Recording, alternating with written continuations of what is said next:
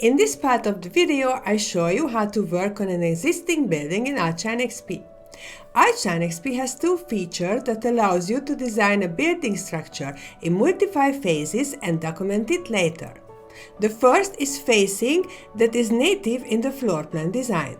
In fact, among the properties, there is a phase property thanks to which I can adjust the visibility of the element and also the recoloring or graphic overwriting. Let's see in this example how this applies to walls and wall layers. The case in question is the addition of an insulating coating. Any elements can be set for demolition with modification command. The design phases can be tracked in full documentation, so 3D views, sections, elevations, and consignation lists follow the status of the current phase.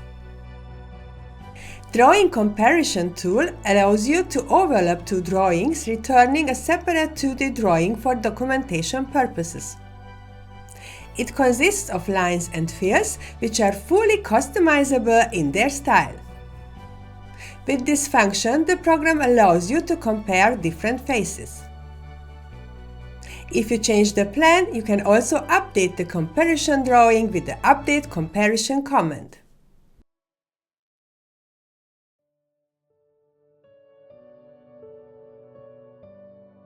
For more information and videos, visit our website ARCHLine.XP.com.